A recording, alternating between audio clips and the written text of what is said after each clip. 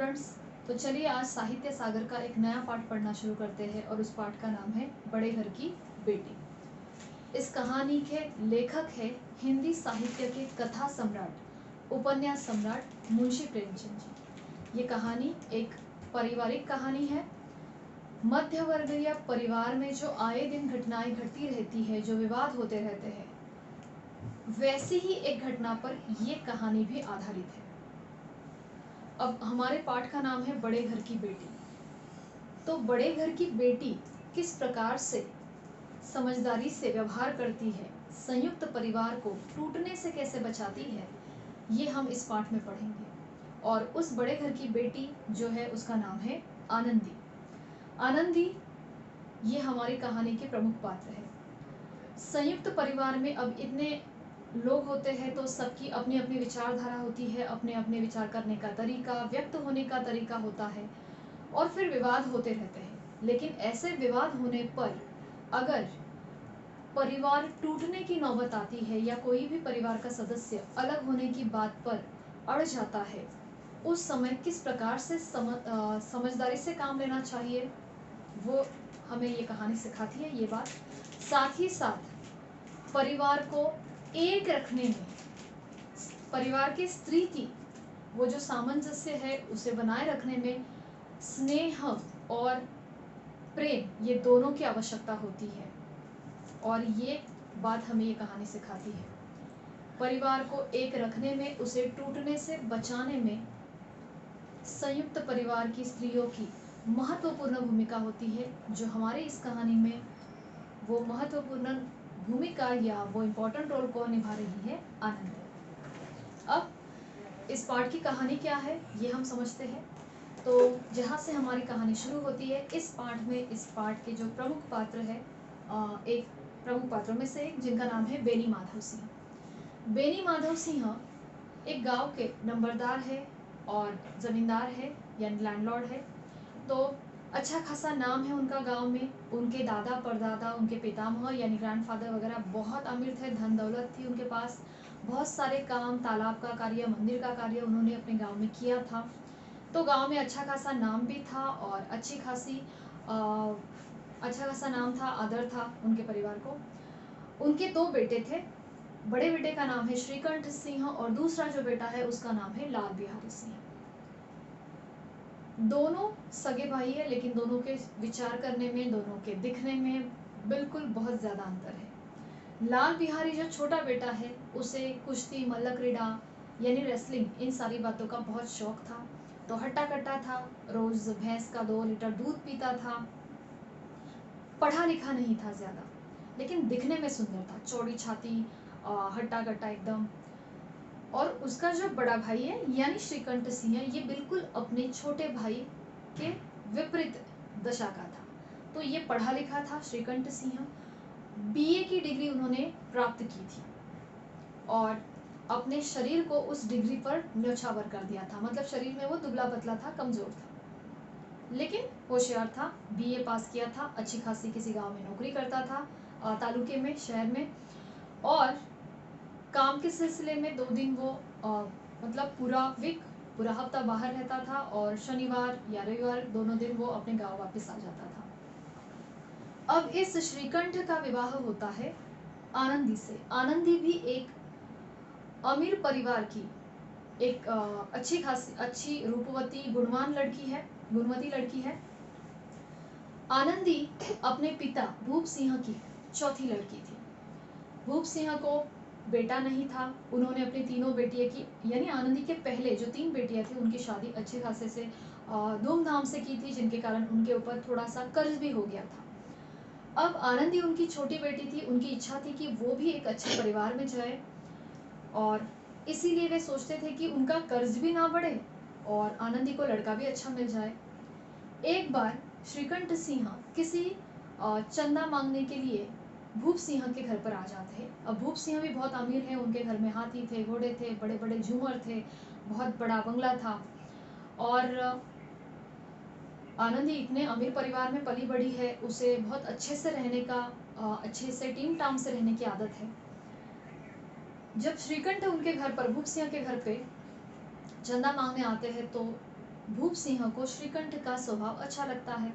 वे रिझ जाते हैं उनके स्वभाव पर और अपनी बेटी आनंदी का हाथ श्रीकंठ के हाथ में सौंप देते हैं। अब ये ब्याह कर आई हुई दुल्हन आनंदी अपने घर पर ससुराल में आती है।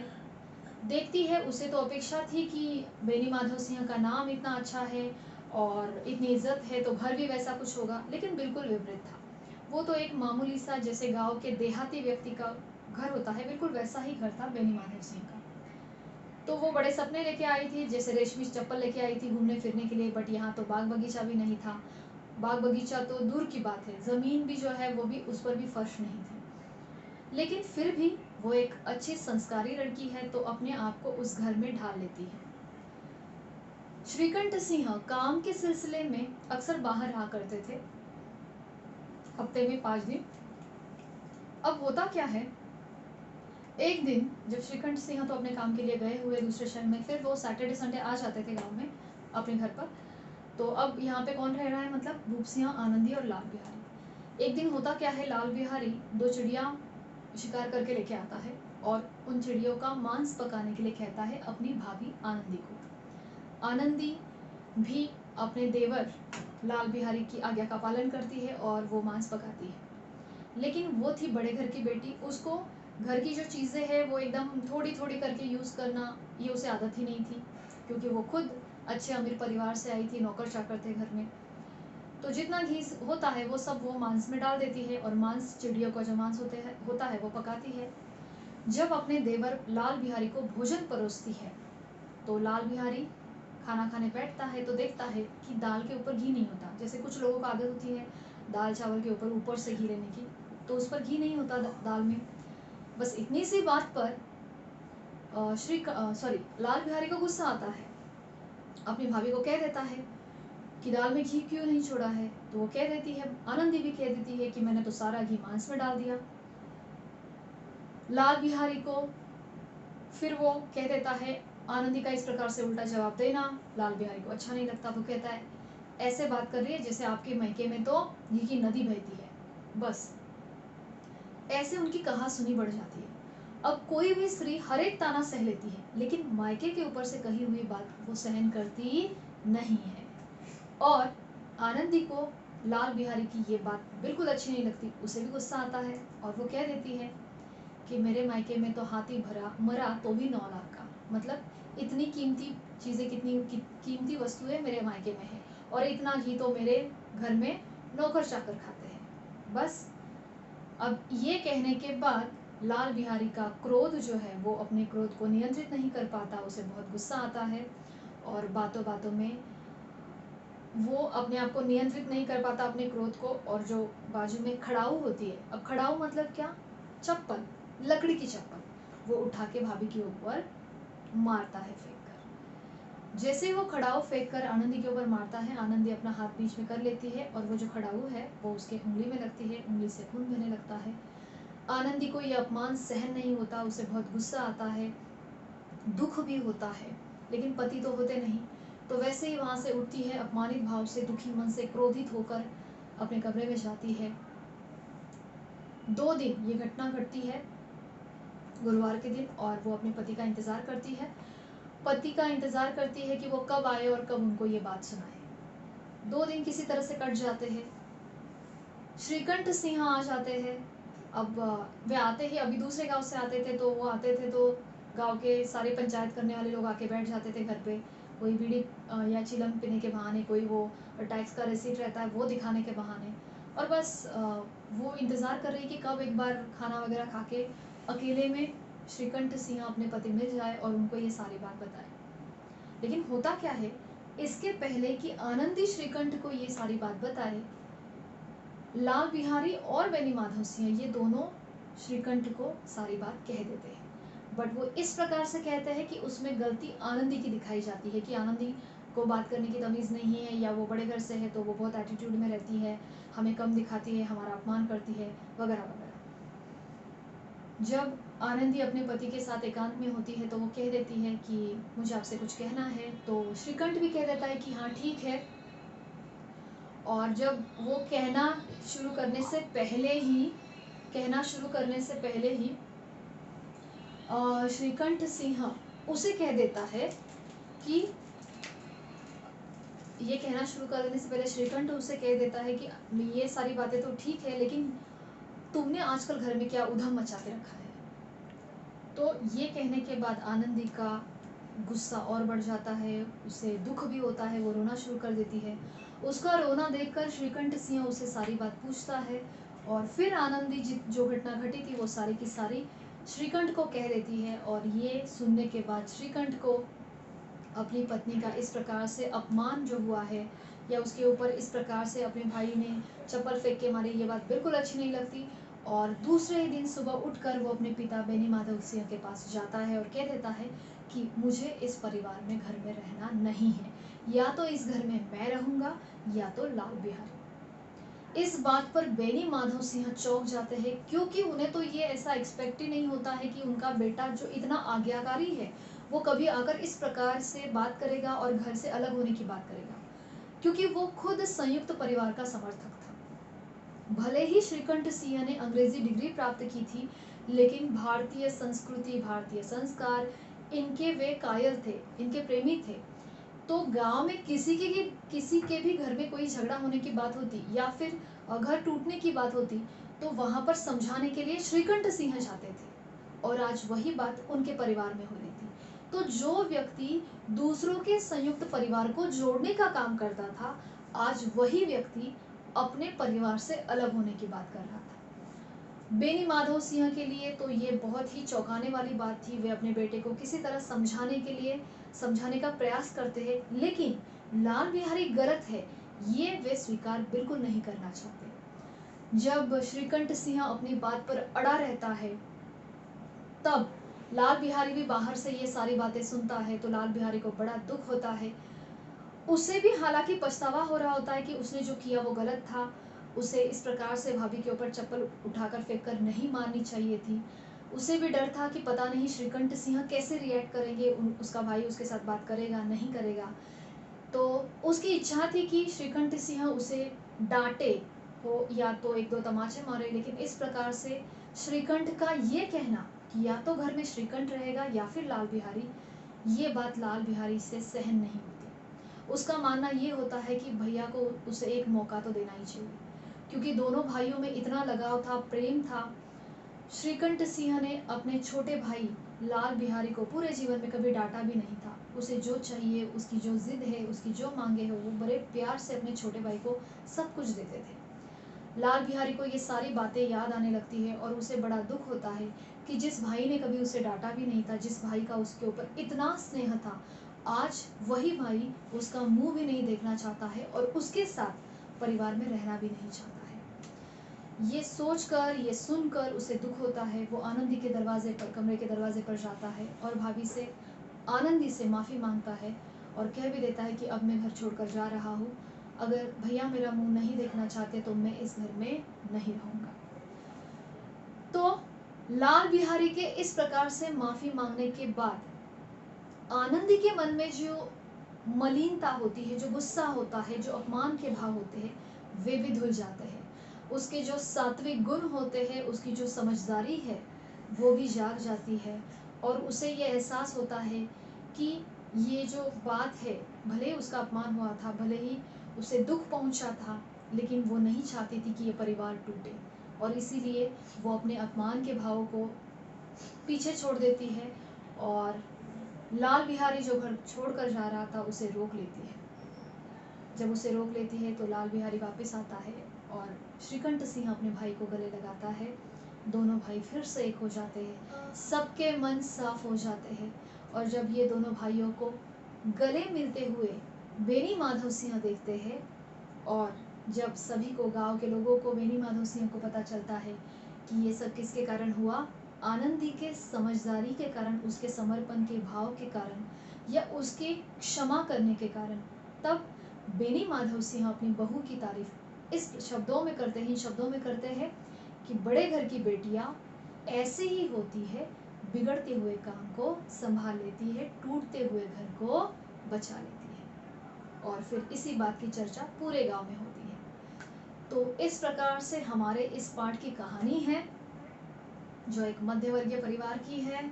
आए दिन ये तो झगड़े वाली बातें हैं, विवाद वाली बातें हैं, हर घर में घटती रहती है। लेकिन ऐसे समय में उस परिवार की जो स्त्री है उसके ऊपर ये जिम्मेदारी होती है कि वो घर को टूटने से बचाए और उस घर में एक सामंजस्य बना रहे, एक विश्वास बना रहे, प्रेम बना रहे। तो कुछ इस प्रकार की कहानी है। चलो पढ़ना शुरू करते हैं टेक्स्ट बुक में से। ओके, सो कहानी का नाम है बड़े घर की बेटी और इस कहानी के लेखक है प्रेमचंद जी। तो चलिए पहले लेखक का परिचय पढ़ते हैं। हिंदी के उपन्यास सम्राट के नाम से विख्यात मुंशी प्रेमचंद का जन्म 31 जुलाई 1880 को वाराणसी के पास लमही नामक गांव में हुआ। इनका वास्तविक नाम धनपत राय था। इनका बचपन आर्थिक संकटों में बीता। आर्थिक संकटों में यानी गरीबी में। पिता की मृत्यु के बाद इन्हें प्राइमरी विद्यालय में शिक्षक की नौकरी करनी पड़ी। नौकरी करते करते इन्होंने बीए की परीक्षा उत्तीर्ण की तथा अध्यापक से सब डिप्टी इंस्पेक्टर ऑफ स्कूल्स के पद पर भी पहुंचे। बाद में इन्होंने नौकरी छोड़ दी और स्वतंत्र रूप से साहित्य सृजन में जुट गए। प्रेमचंद ने हिंदी को अनेक उत्कृष्ट उपन्यास तथा कहानियां दी है।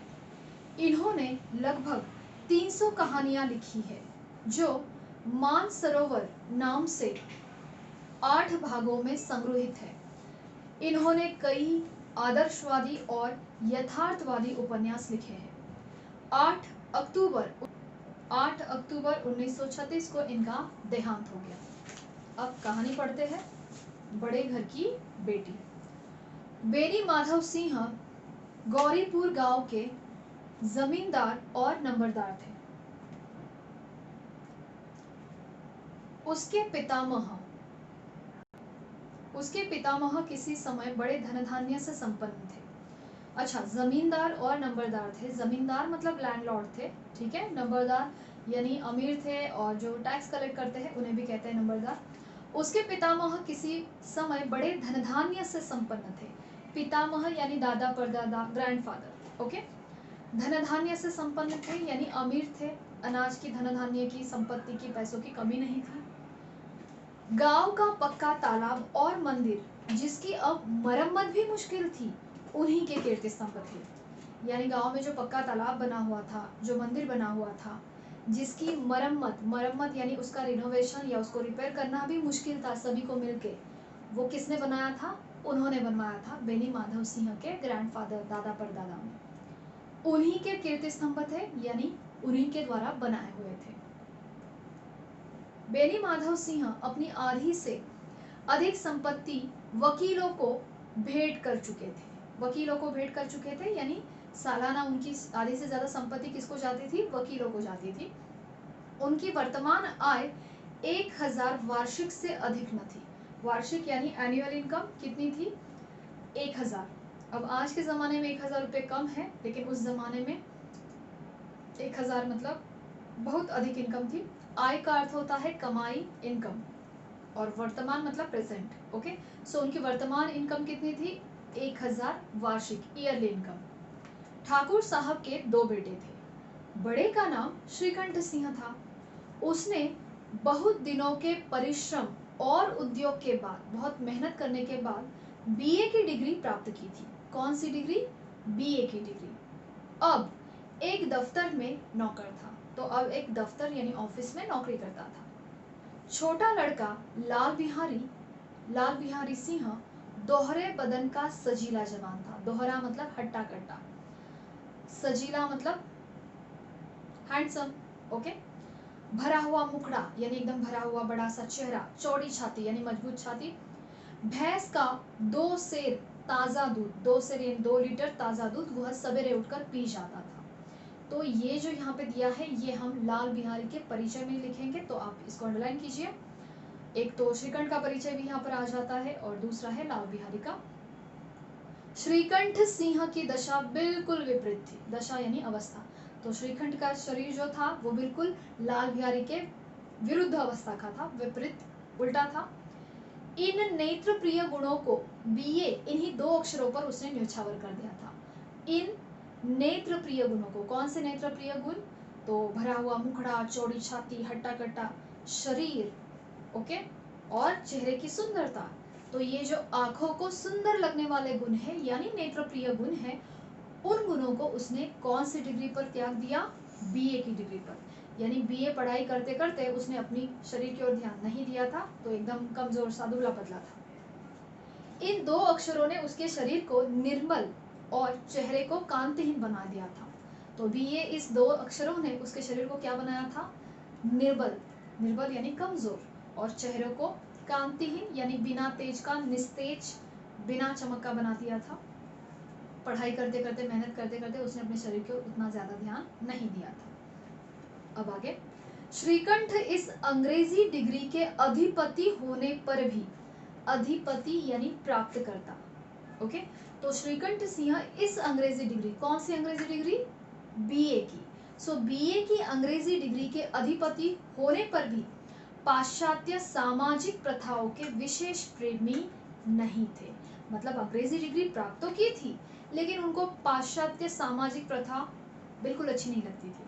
तो पाश्चात्य सामाजिक प्रथा यानी वेस्टर्न कल्चर, ठीक है, सो उनको बिल्कुल अच्छा नहीं लगता था वेस्टर्न कल्चर। हालांकि उन्होंने अंग्रेजी डिग्री प्राप्त की है फिर भी, बल्कि वे बहुत बड़े जोर से, बहुधा बड़े जोर से उसकी निंदा और तिरस्कार करते थे। यानी वो बहुत ज्यादा जो वेस्टर्न कल्चर है उसकी निंदा करते थे, बुराई करते थे और उससे तिरस्कार करते थे यानी नफरत करते थे। उनको अपना भारतीय कल्चर अच्छा लगता था, वेस्टर्न कल्चर यानी पाश्चात्य प्रथाएं अच्छी लगती नहीं थी। दशहरे के दिनों में वे बड़े उत्साह से रामलीला में सम्मिलित होते। रामलीला ये नाटक सभी को पता है, जो दशहरे के दिनों में आयोजित किया जाता है, उसमें वे सम्मिलित होते थे, खुद भाग लेते थे और स्वयं किसी ना किसी पात्र का अभिनय करते थे। अब ये बात यहाँ पे क्यों दी है कि वे रामलीला में सम्मिलित होते थे और फिर किसी ना किसी पात्र का अभिनय करते थे यानी एक्टिंग करते थे उस ड्रामा में? तो ये इसलिए बताया है ताकि लेखक हमें समझाना चाहते हैं कि वे इंडियन कल्चर के प्रेमी थे, भारतीय संस्कृति के प्रेमी थे। प्राचीन सभ्यता का गुणगान उनकी प्रकृति का प्रधान अंग था। प्राचीन सभ्यता यानी पुराने संस्कार, पुरानी भारतीय संस्कृति का गुणगान करना उनकी प्रकृति का, प्रकृति यानी स्वभाव, उनके प्रकृति का प्रमुख अंग था, हिस्सा था। ये उनका स्वभाव था कि वे प्राचीन संस्कार का हमेशा गुणगान करते थे, पुराने भारतीय संस्कृति का, संस्कारों का गुणगान करते थे। सम्मिलित कुटुंब के तो वे एकमात्र उपासक थे। सम्मिलित कुटुंब यानी संयुक्त परिवार, जॉइंट फैमिली, तो वे उसके एकमात्र उपासक थे। उपासक यानी उनके समर्थक, सपोर्ट करने वाले या जॉइंट फैमिली को चाहने वाले। आजकल स्त्रियों को कुटुंब में मिलजुल कर रहने की जो अरुचि होती है, उसे वह जाति और देश दोनों के लिए हानिकारक समझते थे। मतलब आजकल की स्त्रियों को एक परिवार में रहने में जो अरुचि होती है, मतलब इंटरेस्ट नहीं होता सबके साथ मिलकर रहने में, उस बात को वो समाज के लिए और देश के लिए, दोनों के लिए हानिकारक समझते थे। हालांकि अभी का प्रेजेंट दौर देखा जाए तो जॉइंट फैमिलीज बहुत रेयरली दिखाई देती है, लेकिन ये पाठ तभी लिखा गया है जब शायद ये जॉइंट फैमिली वाला कल्चर पीछे पड़ रहा था और सब लोग अपने अपने छोटे छोटे परिवार के साथ अलग रहने का ट्रेंड शुरू हो गया था। ये पाठ तभी लिखा गया है। तो जो ये जो बात थी कि स्त्रियों को संयुक्त परिवार में नहीं रहना होता था, उनको अपना छोटा सा परिवार लेके अलग रहना होता था, इस बात को, इस सोच को श्रीकंठ सिंह समाज और देश दोनों के लिए हानिकारक समझते थे। अब ऐसा क्यों? क्योंकि इसके पीछे भाव ये होता है कि अगर परिवार में एकता होती है, अगर दो भाइयों के बीच में बनता है, दो भाइयों के बीच में झगड़ा नहीं हो रहा है, उस परिवार में एकता है, तो समाज में एकता होती है, और अगर समाज में एकता है तो देश में भी एकता होती है। तो एकता की शुरुआत जो है, यूनिटी की शुरुआत कहाँ से होती है? परिवार से। अगर परिवार ही एक दूसरे के साथ एडजस्ट करके एक साथ भाई भाई नहीं रहना चाहते, तो परिवार में यूनिटी कहाँ से आएगी? और परिवार में नहीं है तो समाज और देश में वो एकता दिखाई देती नहीं है। इसीलिए इस बात को कि आजकल की स्त्रियां जो संयुक्त परिवार में नहीं रहना चाहती है, इस विचार को, इस भाव को श्रीकंठ सिंह देश और समाज दोनों के लिए हानिकारक समझते थे, नुकसान कारक समझते थे। यही कारण था कि गांव की ललनाएं उनकी निंदक थी। लेकिन ये जो बात है, उनका ये जो स्वभाव है, ये गांव की ललनाओं को पसंद नहीं था। ललनाएं मतलब स्त्रियां, और इसीलिए गांव की स्त्रियां उनकी निंदक थी, यानी उनकी बुराई करती थी। क्योंकि जब भी किसी के घर में झगड़ा होता था और वो स्त्रियां घर से अलग होकर अपना घर बसाना चाहती थी, तो वहाँ पे ये श्रीकंठ भाई पहुँच जाते थे और समझा बुझाकर वापस एक साथ रहने के लिए मजबूर कर देते थे। और ये बात गांव की स्त्रियों को अच्छी नहीं लगती थी, तो वे उसकी निंदक थी, यानी उसकी बुराई करती थी। कोई कोई तो उन्हें अपना शत्रु समझने में भी संकोच नहीं करती थी। कोई कोई स्त्रियां तो उसको शत्रु भी समझती थी। लेकिन स्वयं उनकी पत्नी को इस विषय में उनसे विरोध था। लेकिन उनकी जो पत्नी है, कौन है वो? आनंदी। आनंदी को उनके इस सोच से विरोध था, उनके खिलाफ थी वो इस बात में। यह इसलिए नहीं कि उसे अपने सास ससुर देवर या जेठ आदि से घृणा थी, तो वो अपने पति के खिलाफ इसलिए नहीं थी, ये विरोध इसलिए नहीं था, यह इसलिए नहीं, यह मतलब विरोध, तो उसका विरोध इसलिए नहीं था कि उसे सास ससुर अच्छे नहीं लगते, जेठ अच्छा नहीं लगता है या देवर अच्छा नहीं लगता है, उनसे उसे घृणा थी यानी नफरत थी, बल्कि उसका विचार ये था कि यदि बहुत कुछ सहने पर भी परिवार के साथ निर्वाह ना हो सके, निर्वाह यानी गुजारा, कि बहुत कुछ और सहने के बाद, बहुत एडजस्ट करने के बाद भी अगर परिवार के साथ गुजारा नहीं हो रहा है, तो फिर आए दिन कलह के बजाय, कलह यानी झगड़ा, कि आए दिन अगर घर में झगड़ा हो रहा है और उसी झगड़े में जीवन को नष्ट करने की अपेक्षा, जीवन को नष्ट करने की बजाय अच्छा है कि अपनी खिचड़ी अलग पकाई जाए। यानी अगर आए दिन घर में झगड़ा ही हो रहा है और सबका जीवन उस झगड़े में ही बीत रहा है, तो ये रोज रोज झगड़ा करने से अच्छा है कि अपनी खिचड़ी अलग पकाई जाए। सो ये मुहावरा है, अपनी खिचड़ी अलग पकाना यानी परिवार से अलग रहना, अलग होना। तो ये हमने पढ़ा श्रीकंठ सिंह के सोच के बारे में, वो कैसे थे उनके बारे में, और थोड़ी बहुत जानकारी लाल बिहारी के बारे में। अब आगे, आनंदी एक बड़े उच्च कुल की लड़की थी। कुल यानी घराना, परिवार, तो एक उच्च यानी ऊंचे परिवार की, ऊंचे घराने की लड़की थी। उसके बाप एक छोटी सी रियासत के तालुकेदार थे। वे कौन थे? उसके पिता यानी भूप सिंह कौन थे? तालुकेदार। तालुकेदार का अर्थ होता है बड़े जमींदार थे। रियासत यानी एक भूभाग। विशाल भवन, एक हाथी, 3 कुत्ते, झाड़ फानूस, ऑनरेरी मजिस्ट्रेटी और ऋण, जो एक प्रतिष्ठित तालुकेदार के योग्य पदार्थ है, सभी उनके यहाँ विद्यमान थे।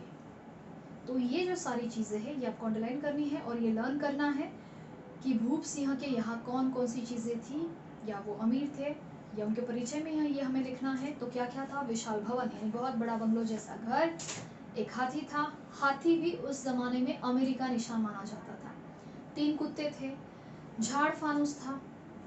अब झाड़ फानूस का अर्थ क्या होता है? झूमर, जो बड़े बड़े झूमर लगाए जाते हैं वो।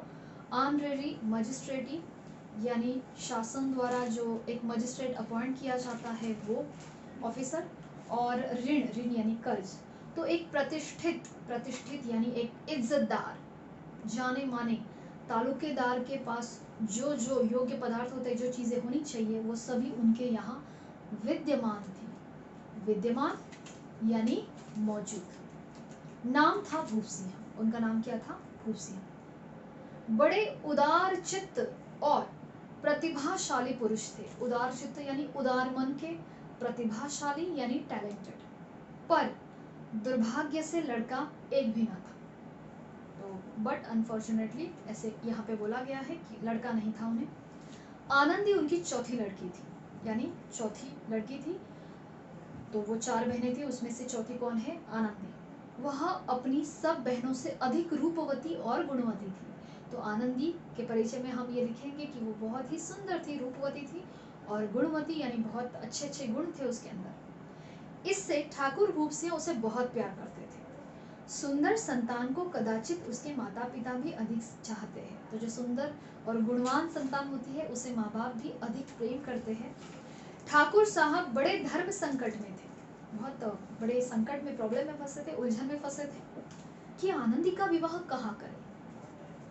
ना तो यही चाहते थे कि ऋण का बोझ बढ़े और ना यही स्वीकार था कि उसे अपने आप को भाग्यहीन समझना पड़े। भाग्यहीन यानी अनलकी, मतलब ना ये चाहते थे वे कि उनका कर्ज बढ़े और ना उन्हें ये स्वीकार था कि आनंदी खुद को अनलकी समझे। मतलब लड़का भी अच्छा मिलना चाहिए, कर्ज भी नहीं बढ़ना चाहिए। एक दिन श्रीकंठ सिंह उनके पास किसी चंदे का रुपया मांगने आए। क्या मांगने आए? चंदा। भूप सिंह उनके स्वभाव पर रिझ गए यानी प्रसन्न हो गए। उन्हें भूप सिंह को श्रीकंठ का स्वभाव बहुत अच्छा लगा और धूमधाम से श्रीकंठ सिंह का आनंदी के साथ विवाह हो गया। और इस प्रकार से आनंदी अब बेनी माधव सिंह के घर में बहू बन के आ गई। आनंदी अपने नए घर में आई तो यहाँ रंग ढंग कुछ और देखा। रंग ढंग यानी रहन सहन, तौर तरीके थोड़े अलग थे उसके अपने घर से, मायके से। जिस टीमटाम की उसे बचपन से आदत पड़ी हुई थी वह यहाँ नाम मात्र को भी नहीं थी। जिस टीमटाम यानी अच्छे से रहना, अमीरी में सुख से रहना, एक लग्जरियस लाइफ जीना, तो वो जो लाइफ उसने अपने मायके में जी थी और बचपन से जिस लाइफ की उसे आदत थी वो यहाँ नाम के लिए भी नहीं थी बेनी माधव के घर में। हाथी घोड़ों का कहना ही क्या, कोई सजी हुई सुंदर बहली तक नहीं थी। हाथी घोड़े तो दूर की बात है, उसके घर में तो हाथी घोड़े भी थे, हाथी घोड़े तो दूर की बात है, यहाँ तो कोई सजी हुई सुंदर बहली भी नहीं थी। बहली यानी बैलगाड़ी भी नहीं थी। रेशमी स्लीपर साथ लाई थी, पर यहाँ बाग कहाँ जहाँ वो सैर करती। सैर करने के लिए, बाग में सैर करने के लिए रेशमी स्लीपर लेके आई थी मायके से, लेकिन ससुराल में तो बाग ही नहीं थी, कहाँ सैर करती। मकान में खिड़कियां तक नहीं थी, बिल्कुल वो गांव का मिट्टी वाला पुराना टाइप का घर होता है, मिट्टी से बना हुआ वैसा घर था। तो मकान में खिड़कियां भी नहीं थी, ना जमीन पर फर्श थी, मतलब वो मिट्टी और गोबर से बनाई हुई जमीन थी, फर्श भी नहीं थी, और ना ही दीवार पर सुंदर सुंदर तस्वीरें। वह एक सीधा साधा देहाती गृहस्थ का मकान था। सीधा साधा देहाती, देहाती मतलब ग्रामीण व्यक्ति, गांव में रहने वाले एक सीधे साधे व्यक्ति का, पारिवारिक व्यक्ति का एक मकान था, सिंपल सा। किंतु आनंदी ने थोड़े ही दिनों में अपने आप को इस नई परिस्थिति के ऐसे अनुकूल बना दिया, उसको उसने अपने आप को ढाल दिया परिवार में, उस वातावरण में अपने आप को इस प्रकार से ढाल दिया, इस प्रकार से एडजस्ट किया उसने कि जैसे मानो विलास के सामान उसने कभी देखे ही ना थे, जैसे कि उसने लग्जरी लाइफ कभी देखी ही नहीं थी, कभी जी ही नहीं थी। ऐसे उसने अपने आप को उस परिवार में एडजस्ट कर दिया, उस वातावरण में एडजस्ट कर दिया, अनुकूल बना दिया यानी एडजस्ट कर दिया। एक दिन दोपहर के समय लाल बिहारी दो चिड़िया लिए हुए आया। तो एक दिन दोपहर के समय लाल बिहारी क्या लेकर आता है? दो चिड़िया शिकार करके, और भावज से बोला, भावज यानी आनंदी, भावज यानी भाभी, भाभी से बोला जल्दी से पका दो, मुझे भूख लगी है। आनंदी भोजन बनाकर उसकी राह देख रही थी। अब वह नया व्यंजन बनाने बैठी, व्यंजन यानी पदार्थ, तो एक नया मेन्यू बनाने बैठी, वो मांस पकाने के लिए बैठ गई। हांडी में देखा तो घी पाव भर से अधिक नहीं था। हांडी यानी मिट्टी का जो बर्तन होता है, उसमें उसने देखा तो पाव भर से अधिक घी नहीं था, पाव किलो से। बड़े घर की बेटी थी, किफायत क्या जाने, अब वो थी अमीर परिवार की बेटी, बचत करना उसको आता नहीं था। उसने सब घी मांस में डाल दिया। लाल बिहारी जब खाने में बैठा तो दाल में घी नहीं था। वह बोला, भाभी से पूछता है यानी आनंदी से, दाल में घी क्यों नहीं छोड़ा? आनंदी ने कहा, घी सब मांस में पड़ गया। लाल बिहारी जोर से बोला, अभी परसों ही तो घी आया है, इतनी जल्दी उठ गया? इतनी जल्दी उठ गया मतलब इतनी जल्दी खत्म कर दिया? आनंदी ने उत्तर दिया, जी आज तो कुछ पाव भर ही रहा होगा, वह सब तो मैंने मांस में डाल दिया। जब आनंदी ने उत्तर दिया कि पाव भरी तो घी था, सब मांस में डाल दिया।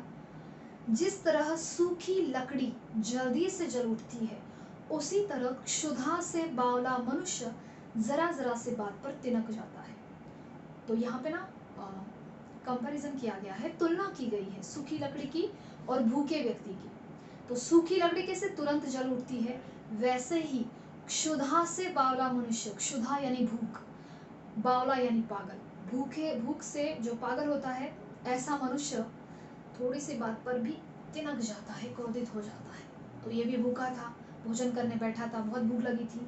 तो भाभी जब उसको ऐसे उल्टा जवाब देती है, उसको प्रत्युत्तर करती है, तो उसको अच्छा नहीं लगता, तिनक जाता है, क्रोध आ जाता है। लाल बिहारी को भावच की यह ढिठाई बहुत बुरी मालूम हुई। ढिठाई मतलब जवाब देना, पलट कर जवाब देना भाभी का उसे अच्छा नहीं लगा, बुरा लगा उसे। वह तिनक कर बोला, तो वो गुस्से में बोला, मैके में तो जैसे घी की नदी बहती हो। उसने क्या ताना मारा भाभी को कि ऐसे बात कर रही हो जैसे मायके में तो तेरे घी की नदी बहती हो।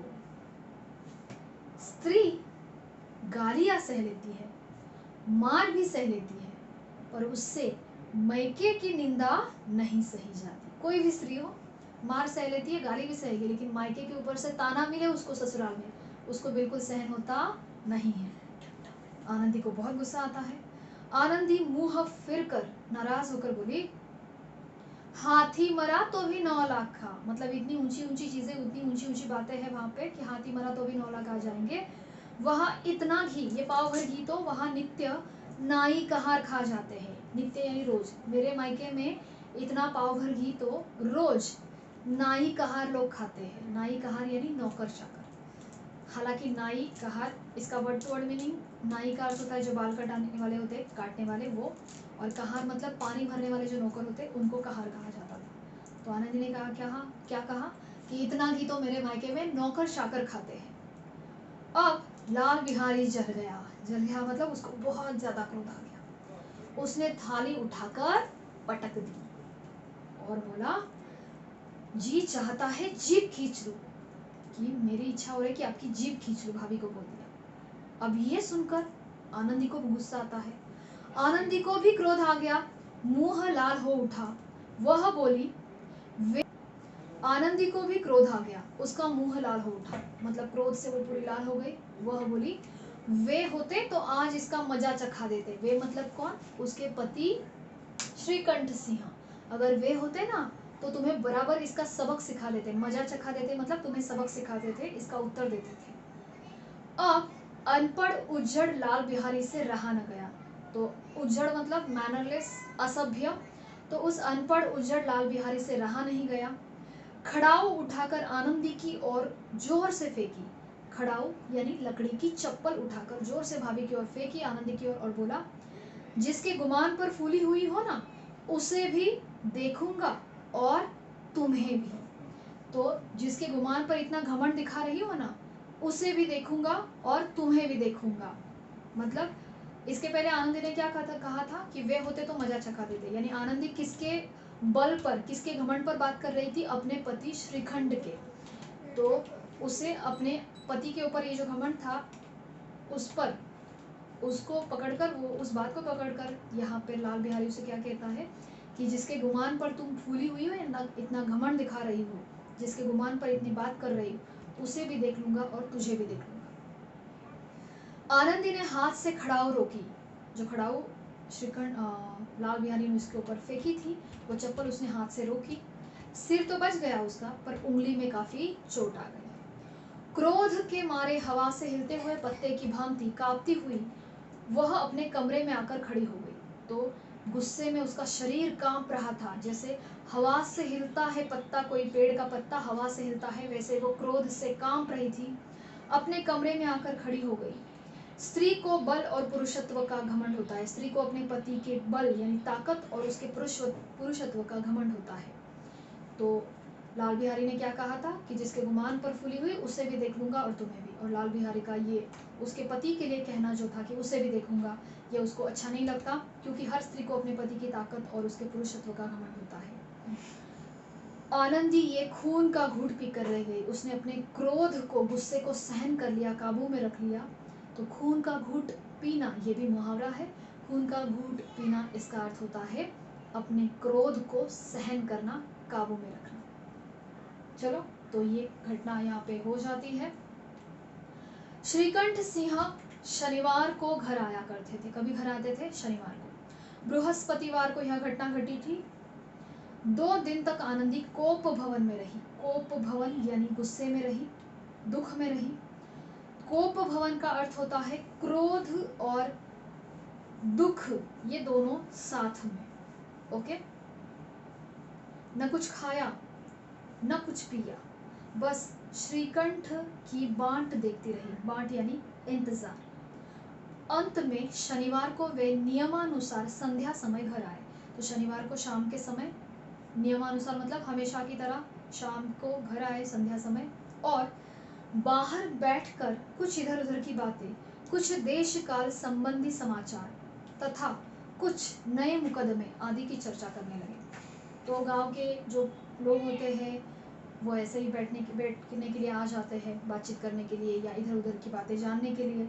तो यहाँ वहाँ की बातें हो रही, कुछ देश की बातें, कुछ नए मुकदमे चल रहे थे, उनकी बातें होने लगी। यह वार्तालाप यानी ये बातचीत 10 बजे रात तक होती रही। गांव के भद्र पुरुषों को इन बातों में ऐसा आनंद मिलता था कि खाने पीने की भी सुध नहीं रहती थी। तो गांव के ये जो लोग आके बैठते थे गप्पे करने के लिए, उन भद्र पुरुषों को, भद्र यानी सज्जनों को, इन सारे चर्चाओं में इतना आनंद मिल जाता था कि उनको तो भूख प्यास भी नहीं लगती थी, खाने पीने की भी याद न रहती थी, सुध न रहती थी। श्रीकंठ सिंह को पिंड छुड़ाना मुश्किल हो जाता था। पिंड यानी पीछा। श्रीकंठ सिंह को उनसे पीछा छुड़ाना, उन लोगों से पीछा छुड़ाना मुश्किल हो जाता था। ये 2-3 घंटे आनंदी ने बड़े कष्ट से काटे, क्योंकि वो तो भरी बैठी थी। उसको ऐसा हुआ था कि कब पति उसे अकेले में मिल जाए और कब ये सारा गुस्सा, ये सारा दुख, ये सारे अपमान की बात वो उनके सामने कह दे। तो ये 2-3 घंटे उसने बड़े कष्ट से, तकलीफ से काटे। किसी तरह भोजन का समय आ गया। भोजन का समय आया, पंचायत उठ गई, यानी जो गांव के लोग आके बैठे थे सज्जन, वो सब चले गए। एकांत हुआ तो लाल बिहारी ने कहा। तो जब सब लोग चले गए तो एकांत हुआ, यानी कौन कौन थे? लाल बिहारी, बेनी माधव सिंह और श्रीकंठ सिंह, तीनों ही थे। आनंदी तो किचन में होगी। ओके। तो एकांत हुआ तो लाल बिहारी ने कहा, भैया आप जरा भाभी को समझा दीजिएगा कि मुंह संभाल कर बातचीत क्या करे। मुंह संभाल कर यानी मतलब एटीट्यूड में बात ना करे, बुरे शब्दों का प्रयोग ना करे, नहीं तो एक दिन अनर्थ हो जाएगा। भाभी को समझा दो जरा, मुंह संभाल के बात करे, नहीं तो फिर एक दिन बहुत बुरा हो जाएगा, अनर्थ हो जाएगा। बेनी माधव सिंह ने भी बेटे की ओर से साक्षी दी, यानी बेनी माधव सिंह ने भी अपने बेटे लाल बिहारी की साइड ली और क्या कहा? हाँ, बहू बेटियों का यह स्वभाव अच्छा नहीं कि मर्दों के मुंह लगे। मर्दों के मुंह लगे तो अच्छा नहीं, बहू बेटियों का ये स्वभाव नहीं कि वो मर्दों के मुंह लगे, यानी मर्दों से ऐसे पलट के जवाब दे या बात करे। लाल बिहारी बोला, वे बड़े घर की बेटी है तो हम भी कोई कुर्मी कहार नहीं है, यानी अगर वो अच्छे घर से, ऊंचे घर से आई है तो हम भी कोई नीची जाति के लोग नहीं है। श्रीकंठ ने चिंतित स्वर से पूछा, आखिर बात क्या हुई? श्रीकंठ ने क्या पूछा कि आखिर बात क्या हुई? लाल बिहारी ने कहा, कुछ भी नहीं, यो ही आप ही उलझ पड़ी। मतलब कुछ भी बात नहीं थी, बस खुद ही व्यर्थ में झगड़ा करने बैठी। मैके के सामने तो हम लोगों को कुछ समझती ही नहीं, मतलब अपने मैके के सामने तो हम लोगों को कीमत ही नहीं देती है। श्रीकंठ खा पी कर आनंदी के पास गए। तो फाइनली वो लोग भोजन करने चले गए ये कहने के बाद, और खा पी कर जब श्रीकंठ और आनंदी एकांत में थे तभी वह भरी बैठी थी। भरी यानी गुस्से में।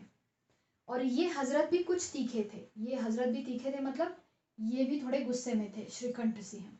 आनंदी ने पूछा, चित्त तो प्रसन्न है, यानी आपका मन तो प्रसन्न है कि मुझे आपको कुछ कहना है, कुछ बात करनी है? श्रीकंठ बोले, बहुत प्रसन्न है, पर तुमने आजकल घर में यह क्या उपद्रव मचा रखा है? उपद्रव यानी उधम मचा के रखा है, सबको परेशान करके रखा है।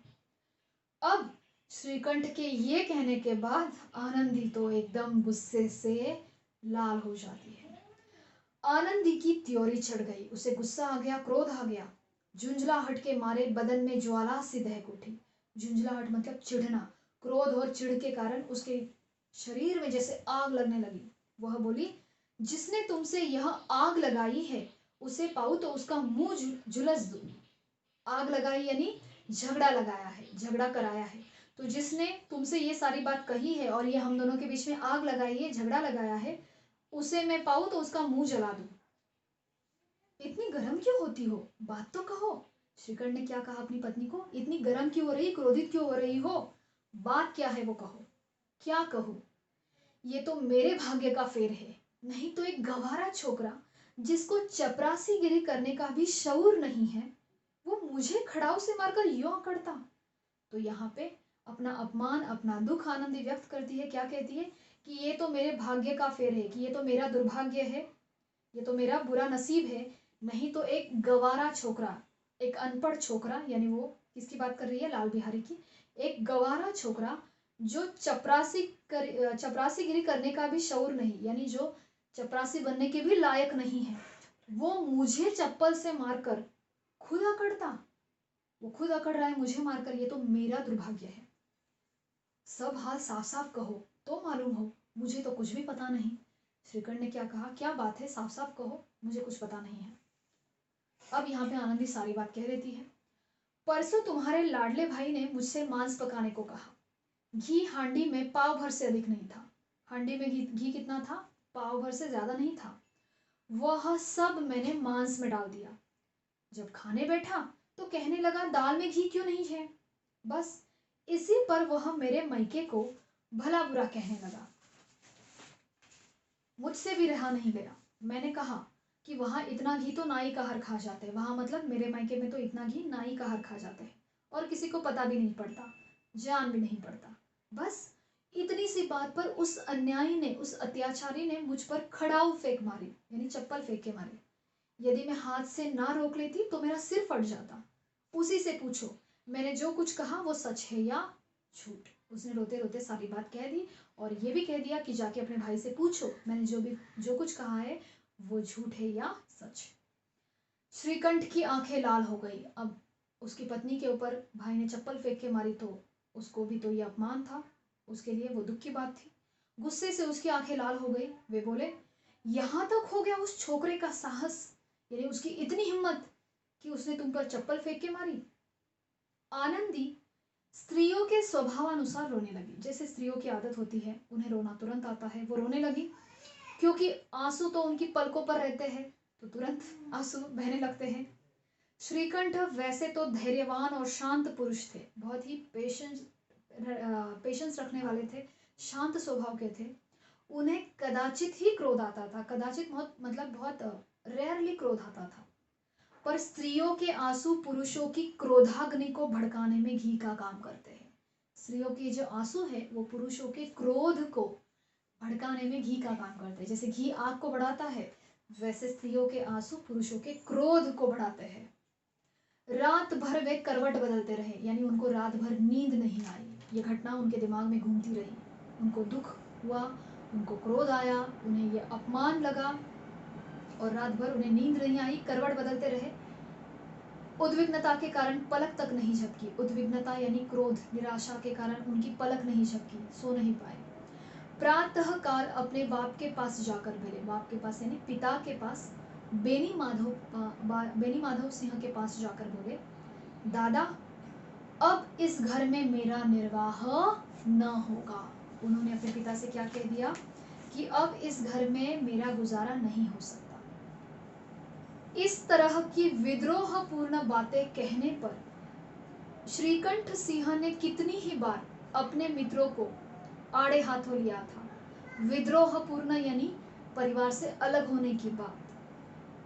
इस तरह परिवार से अलग होने की बात कहने पर श्रीकंठ सिंह ने पता नहीं कितनी बार अपने ही मित्रों को आड़े हाथों लिया था, यानी खरी खोटी सुनाया था, भला बुरा कहा था, समझाया था।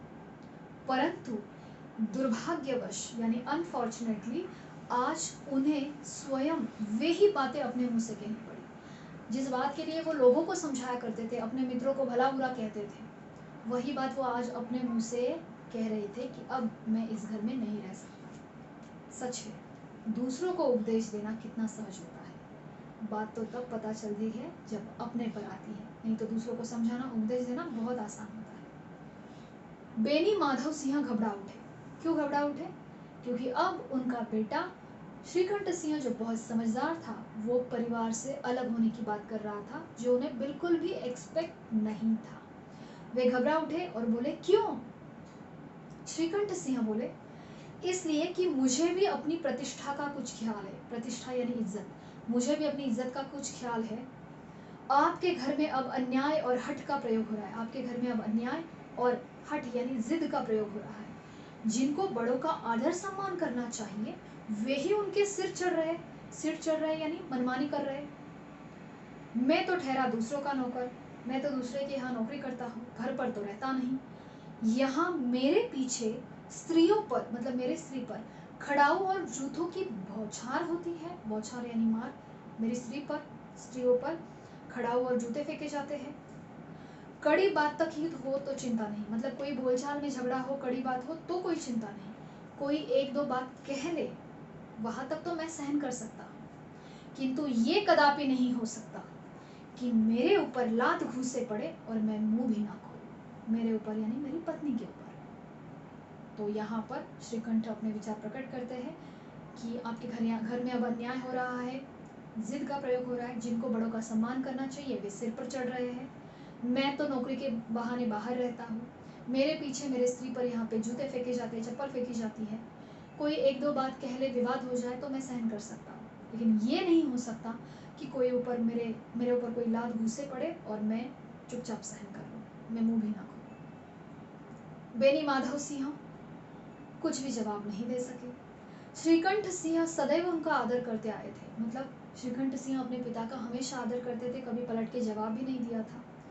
उनके ऐसे तेवर देखकर, यानी उनका ऐसा एटीट्यूड, उनका ऐसा बात करने का तरीका देखकर बूढ़ा अवाक रह गया, यानी बेनी माधव सिंह हैरान हो गए। वे केवल इतना ही बोले, केवल इतना ही वह बोला, यानी बेनी माधव सिंह, बेटा तुम बुद्धिमान होकर ऐसी बातें करते हो। स्त्रियां इसी तरह घर का नाश कर देती है, उनको बहुत सिर चढ़ाना अच्छा नहीं, यानी उनकी बातों में आना अच्छी बात नहीं है। स्त्रियां ऐसे ही घर को तोड़ देती है। तो बेनी माधव सिंह लाल बिहारी की गलती एक्सेप्ट करने को बिल्कुल तैयार नहीं है, बल्कि वो किसकी गलती निकाल रहा है? आनंद की। और अपने बेटे श्रीकंठ को भी क्या समझा रहा है कि अपने पत्नी की, स्त्री की बात में आना, उसका इतना सुनना अच्छी बात नहीं है। ऐसे ही स्त्रियां घर को तोड़ देती है, उसको ज्यादा सिर पे मत चढ़ाओ, मतलब उसकी बातों में मत आओ। श्रीकंठ ने उत्तर दिया, इतना मैं जानता हूँ। इतना मैं जानता हूँ मतलब कि स्त्री की बात कितनी सुननी चाहिए, कितनी नहीं सुननी चाहिए। आपके आशीर्वाद से मूर्ख नहीं हूँ, मैं समझदार हूँ। मुझे पता है कि किसकी कितनी बात सुननी चाहिए। आप स्वयं जानते हैं, मतलब आप खुद भी जानते हैं कि मेरे ही समझाने बुझाने से इसी गांव में कई घर संभल गए हैं। कई घर संभल गए हैं मेरे समझाने के कारण, मेरे मध्यस्थी करने के कारण। पर जिस स्त्री की मान प्रतिष्ठा का ईश्वर के दरबार में उत्तरदाता हूँ, यानी जिम्मेदार हूँ, उसके प्रति ऐसा घोर अन्याय और पशु जैसा व्यवहार, पशुवत व्यवहार असह्य है। यानी वो क्या कहता है श्रीकंठ कि मेरे ही कारण, आपको पता है कि इस गांव में कितने सारे घर टूटने से बचे हैं मेरे समझाने बुझाने के कारण। पर जिस स्त्री की मान प्रतिष्ठा, उसका सम्मान का ख्याल रखना, उसकी प्रतिष्ठा का ख्याल रखना, उस बात के लिए ईश्वर के सामने मैं जिम्मेदार हूँ। मतलब मेरी पत्नी के सम्मान की चिंता करना, उसके सम्मान का ख्याल रखना, उसकी जिम्मेदारी मेरे ऊपर है। उस मेरे पत्नी के प्रति अगर ऐसा अन्याय होता है, ऐसा भयंकर अन्याय होता है, उसके साथ पशु जैसा व्यवहार होता है, तो ये मेरे लिए असह्य है, यानी बिल्कुल सहन होने जैसा नहीं है। आप सच मानिए, मेरे लिए ये बात कुछ कम नहीं कि मैंने लाल बिहारी को कुछ भी दंड नहीं दिया। तो मेरे लिए ये बात कोई छोटी नहीं है कि अभी तक मैंने लाल बिहारी को कुछ भी दंड नहीं दिया है। अब ये सुनने के बाद बेनी माधव सिंह भी गरमाए मतलब थोड़े गुस्से में आ गए। ऐसी बात वे और ना सुन सके, मतलब अपने पुत्र लाल बिहारी के लिए वो ऐसी बात सुन नहीं सके। वे बोले, लाल बिहारी तुम्हारा भाई है, उससे कभी भूल चूक हुई हो तो उसके कान पकड़ो। लेकिन तो ये आगे समझा ही रहे थे अपने बेटे की ओर से, लाल बिहारी की ओर से बेनी माधव से समझा रहे थे, लेकिन श्रीकंठ ने उसका वाक्य वहीं पे काट दिया। क्या कहा? लाल बिहारी को मैं अपना भाई नहीं समझता। तो बेनी माधव से पूछते हैं, स्त्री के पीछे, मतलब अपनी पत्नी के कारण ऐसे बोल रहे हो? जी नहीं, उसकी क्रूरता और उसके अविवेक के कारण। क्रूरता मतलब निर्दयता, अविवेक यानी मूर्खता या नासमझदारी। तो उसकी नासमझदारी के कारण, उसकी मूर्खता के कारण और उसकी निर्दयता के कारण मैं उसको अपना भाई नहीं समझता। दोनों कुछ देर तक चुप रहे। कौन दोनों? श्रीकंठ और बेनी माधव सिंह विवाद कर रहे थे। चुप रहे दोनों कुछ समय के लिए। ठाकुर साहब लड़के का क्रोध शांत करना चाहते थे, श्रीकंठ के गुस्से को शांत करना चाहते थे, लेकिन यह नहीं स्वीकार करना चाहते थे कि लाल बिहारी ने कोई अनुचित काम किया है। यानी गुस्सा तो शांत करना चाहते थे श्रीकंठ का, लेकिन लाल बिहारी ने कुछ गलत किया है ये उनको एक्सेप्ट नहीं करना था। अनुचित यानी गलत काम। इसी बीच में गांव के कई और सज्जन हुक्का चिलम के बहाने वहां आ बैठे। उनके आंगन में हुक्का चिलम पीने, अभी ये बड़े लोग हैं, जमींदार लोग हैं, तो उनके आंगन में हुक्का चिलम यानी बीड़ी पीने के बहाने लोग आकर बैठ जाते थे, वैसे आकर बैठ गए। कई स्त्रियों ने जब ये सुना कि श्रीकंठ सिंह पत्नी के पीछे यानी पत्नी के लिए पिता से लड़ने पर तैयार है, तो उन्हें बड़ा हर्ष हुआ, उन्हें बड़ी खुशी हुई। अब ये बात है गांव में तुरंत फैल जाती थी कि इनके घर में ऐसा झगड़ा हो रहा है और श्रीकंठ अपने पिता से अलग होने की बात कर रहा है। तो गांव की स्त्रियों को जब ये बात पता चली तो उन्हें बड़ी खुशी हुई, हर्ष हुआ। क्यों? क्योंकि जो व्यक्ति उनको समझाने के लिए आता था आज उसी के घर में झगड़ा हो रहा है और वही परिवार से अलग हो रहा है, तो बड़ा समझाता था हमें, ये एक एटीट्यूड होता है और फिर उसका मजाक उड़ाया जाता है। तो उसी हिसाब से गांव की स्त्रियाँ भी बहुत खुश हो गई उनके घर की अवस्था देखकर, श्रीकंठ के घर की। दोनों पक्षों की मधुर वाणियां सुनने के लिए उनकी आत्माएं अकुलाने लगी यानी बेचैन होने लगी। मधुर वाणियां यानी मीठे बोल, बट ये यहाँ पे ना एक व्यंग के हिसाब से यहाँ पे यूज किया है। मधुर वाणी यानी दोनों पक्षों का झगड़ा, बेनी माधव सिंह और श्रीकंठ दोनों के बीच में ये जो झगड़ा हो रहा है, उस झगड़े के दोनों साइड के बोल सुनने के लिए गांव के लोग व्याकुल होने लगे। गांव में कुछ ऐसे कुटिल मनुष्य भी थे, कुटिल यानी कपटी लोग थे, बुरे लोग थे, जो इस कुल की, इस घर की नीति पूर्ण गति पर मन ही मन जलते थे। नीति पूर्ण गति यानी सुख चैन का जो माहौल था इनके घर का, इस घर के माहौल पर जलते थे। ऐसा होता है ना कि किसी के घर में बहुत अच्छा चल रहा है, सुख शांति से सब लोग खुशी से संयुक्त परिवार में जी रहे हैं, आनंद का माहौल है, तो कुछ जेलस लोग होते हैं, उनको ये देखा नहीं जाता।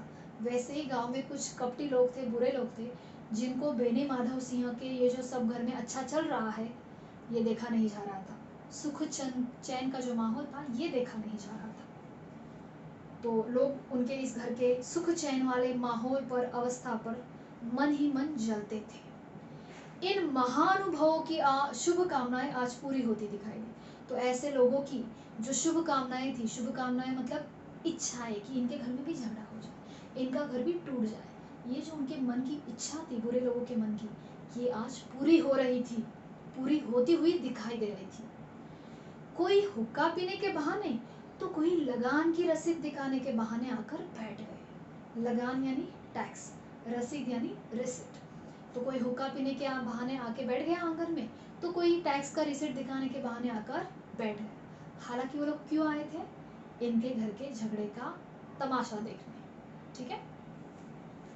बेनी माधव सिंह पुराने आदमी थे, ये अनुभवी है, पुराने हैं, उनको पता है कि लोग क्यों आते हैं, किस लिए आए हैं, उनको पूरा अंदाजा है। तो बेनी माधव सिंह पुराने आदमी थे, इन भावों को ताड़ गए, लोगों के इन भावनाओं को ताड़ गए यानी उनको अंदाजा आ गया, उन्होंने समझ लिया, पहचान लिया कि ये गांव के लोग मेरे आंगन में बीड़ी हुक्का पीने के बहाने, लगान की रिसिप्ट दिखाने के बहाने क्यों आकर बैठे हैं, ये उनको पता चला।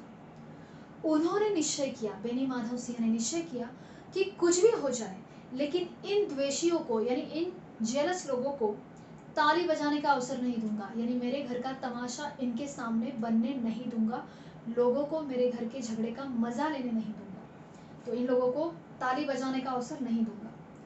तुरंत कोमल शब्दों में बोले। तो अभी तक वो भी गुस्से में थे, तो बिल्कुल जैसे ही लोग आने लगे और आंगन में बैठने लगे, उन्होंने अपने बोलने का टोन बिल्कुल बदल दिया, बिल्कुल प्यार से, धीरे से, प्यार भरे शब्दों से बेनी माधव सिंह अपने बेटे श्रीकंठ से बात करने लगे, धीमे आवाज में, कोमल शब्दों में। क्यों? क्योंकि वो नहीं चाहते थे कि इन दोनों का जो झगड़ा है वो लोगों के लिए तमाशा बन जाए, लोग उसका आनंद लें। तो बिल्कुल कोमल शब्दों में बोले, बेटा मैं तुमसे बाहर नहीं हूँ, तुम्हारा जी जो चाहे करो। अब तो लड़के से अपराध हो गया। तो लोगों के सामने तमाशा ना बनने की इच्छा से ही सही, उन्होंने अपने बेटे की, लाल बिहारी की गलती को स्वीकार कर दिया। क्या कहा कि अब तो बेटे से अपराध हो गया है लाल बिहारी से, तुम्हारा जो जी चाहे वो करो। इलाहाबाद का अनुभव रहित झल्लाया हुआ ग्रेजुएट इस बात को नहीं समझ सका। इलाहाबाद का अनुभव रहित, तो ये इलाहाबाद में काम करता था।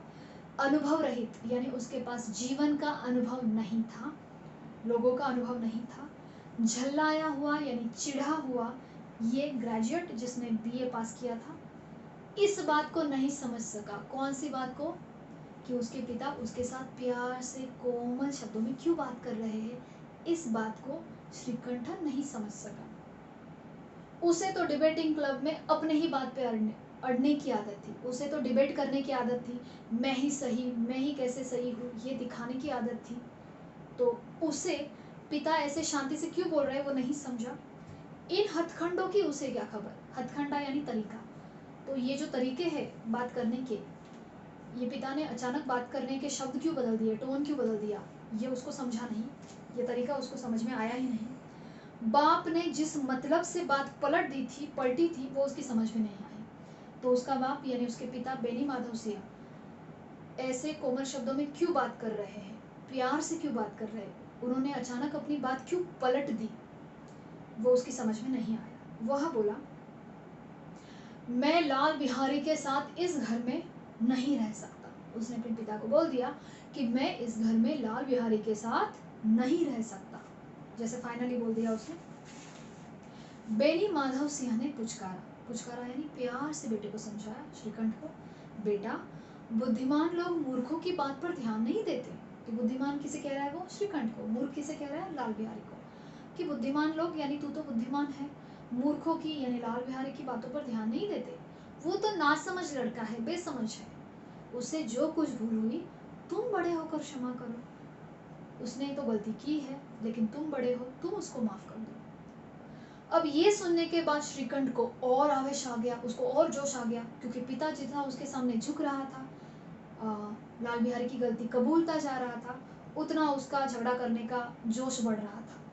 श्रीकंठ सिंह को और आवेश आ गया। वे बोले, उसकी इस दुष्टता को मैं कदापि नहीं सह सकता, मतलब उसके इस अभद्र व्यवहार को, बुरे व्यवहार को मैं सहन नहीं करूंगा। या तो वही घर में रहेगा या फिर मैं रहूंगा, यानी या तो लाल बिहारी या फिर मैं श्रीकंठ। आपको यदि वह अधिक प्यारा है तो मुझे विदा कीजिए, मैं अपना भार खुद संभालूंगा। अगर आपको वो ज्यादा प्यारा है ना तो उसे घर में रख लो, मैं अपनी जिम्मेदारी खुद उठाऊंगा। भार यानी जिम्मेदारी। यदि मुझे घर में रखना चाहते हैं तो उससे कह दो, यानी लाल बिहारी को कह दो कि वो जहाँ चाहे चला जाए, बस यही मेरा अंतिम निश्चय है। तो उसने अपना फाइनल डिसीजन श्रीकंठ ने पिता के सामने सुना दिया कि या तो घर में कौन रहेगा, लाल बिहारी या तो मैं। लाल बिहारी दरवाजे की चौखट पर चुपचाप खड़ा बड़े भाई की बातें सुन रहा था। लाल बिहारी चुपचाप दरवाजे की चौखट पर, चौखट यानी एंट्रेंस पर खड़ा चुपचाप अपने बड़े भाई की बातें सुन रहा था कि कैसे उसके बड़े भाई उसके साथ अपना रिश्ता तोड़ रहे हैं। वह श्रीकंठ के सामने चारपाई पर बैठ जाए, हुक्का पी ले या पान खा ले, बाप का भी वह इतना लिहाज नहीं करता था जितना बड़े भाई का करता था। लिहाज यानी इज्जत।